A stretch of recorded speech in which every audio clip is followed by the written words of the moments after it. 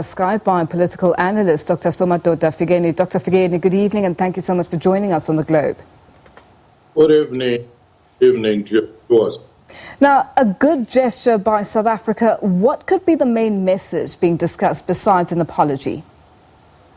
I do think the apology, the crowd, more important, are two very basic things. The first, how countries are the source of people coming to South Africa, collaborate with Africa, where there's a problem, drugs or counterfeit goods.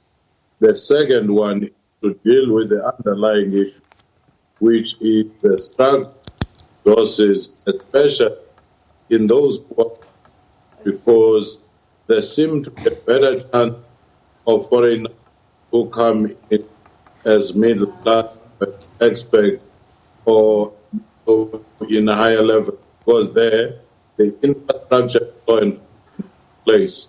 But once people come in rural South Africa from depressed economic areas, combining or coming with the foreigner in the struggle for resources, you do have perceptions and reality of, be it drug, be it perception that some of the jobs are being taken, or be it perception or reality some of the companies would rather meet and prepare that or certain in their employment practices precisely because they are vulnerable, they may offer.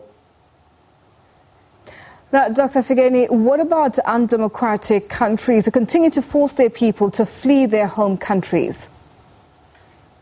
Certainly, challenge of refugees, whether it is the African continent, people crossing Mediterranean or sea, is the challenge of the countries where the conditions may have led to them leaving, just like the ones we're hosting. And the UN human rights do define the rights of their home country and the need for economic development so that you have these pressures and population. So the countries which are the origin is where the refugees come from also do some responsibility.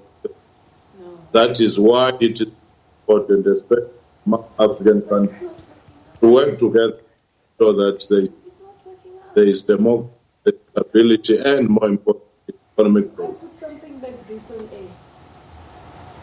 Now, most of the foreign nationals are here on economic purpose. You've already touched on some of the, the issues that or the jobs that they come into once in South Africa. Just speak to us about that with regards to, the economic purpose for most of these foreigners.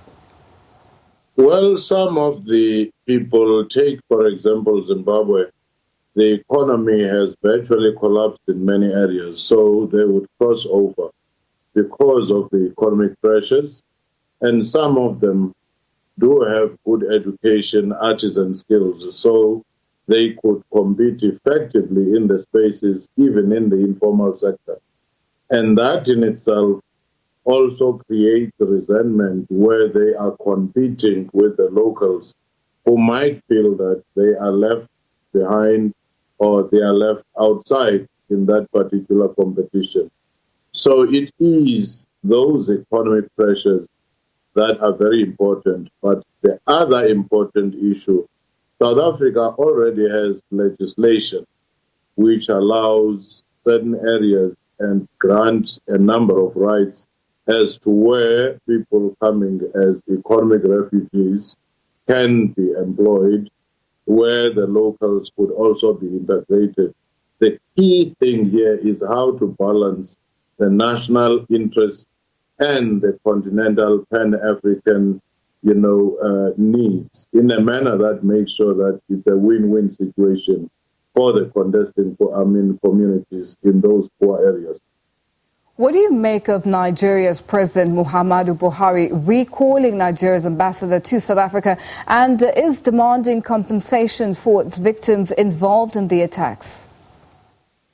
Well, I do think that such political gestures may not be, especially when aired in the open, may not be as helpful because it doesn't help negotiations between the countries as to how to collaborate and deal with the issues. And also remember that South Africa is not the only country faced with this. From time to time, you'll hear that Ghanaians were in the 60s and at certain points also removing the foreign nationals in their areas. More recently, you had Kenya in terms of dealing with some of the Somalis. African countries must just have a protocol, one of making easy movement, greater economic integration, but more importantly, when challenging situations of this nature do arise, that they have protocols outside the public sphere where they deal with the real issues. Now, Dr. Fikeni, what could be the lasting solution for the attack on foreign nationals? I do think that it has to deal with the underlying socio-economic situation, wherein you create a space where the locals, whether it is in the job searching or in the business sector, they do compete and they are assisted to compete quite effectively. And sometimes they collaborate with some of the foreign nationals' businesses, but also a stricter law to make sure that big businesses do not use the vulnerability of foreign nationals to prefer and employ them in cheaper labor where they can exploit them to the exclusion of the local. If we deal with those fundamentals, but also public, education, which consistently highlight the ties that bind South Africa and the rest of the country, and the history behind, the history of solidarity and the future of integration. Those ought to go together. It cannot just be education without dealing with the underlying issues. It cannot be dealing with the underlying issues without educating the history that binds us. Looking at the countries like Nigeria, Zimbabwe, whether it's Somalia, how do these governments play a role in ensuring that their citizens, when they leave their country and go into different countries like South Africa, which are an economic hub of the continent, come into the country with good intentions and to ensure that they give back economically into South Africa's economical landscape? I do think that is very important, Lulu, because if, for example, there is a perception or a reality in some instances that you have drug dealing, which might be strongly associated with people from certain regions, the governments in those areas working with the law enforcement in South Africa could do a good job in dealing with that particular problem, in profiling and isolating some of the suspects, such that the well-intentioned people who have no association with drugs do not end up being painted with that broad brush. That in itself, I think, to me, would be more effective than any political grandstanding on any side, because it is neither a nationalistic jingoism nor a solidarity talk only that doesn't attend to the real socio-economic issues on the ground. Because if we keep it at a level where we think this is a public relations exercise, then you are likely to be back into the same space in this recurring situation. How does the South African government, the special envoys have been sent out, but coming back home, how does President Cyril Ramaphosa and his government ensure that, policies are changed, legislation is changed to ensure that South Africa has the right people coming into the country and, where there's a community in terms of people are tolerant, South Africans including foreign nationals?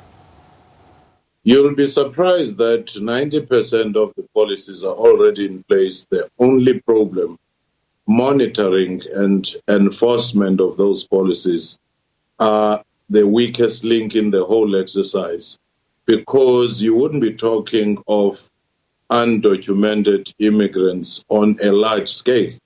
A place like Gauteng annually receives about 300,000 additional inflow of population from outside and from rural areas of South Africa and from elsewhere. So you could also, be dealing with this by making sure that the law enforcement is strict. You wouldn't be talking drugs, you wouldn't be talking counterfeit goods, and people who are trading in spaces, they would use a trading space for trading, not for sleeping, not for, other activities. And that in itself, I think, to me, would go a long way.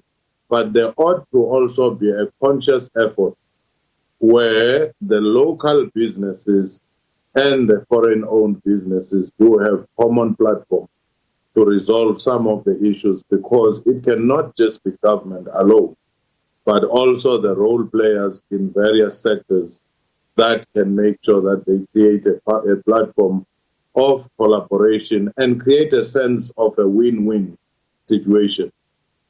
Speaking of local businesses and foreign-owned businesses, do you think that they're ready to talk? Because most of the times it becomes a situation where it's finger-pointing in all directions. Do you think they're ready to sit down and have discussions in terms of taking their businesses forward?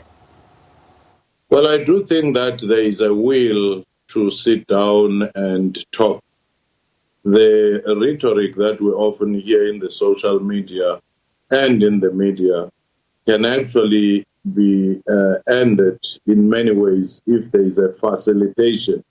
Because, of course, if you do have role players which come far apart in their positions in an antagonistic manner, you need to have a facilitated process.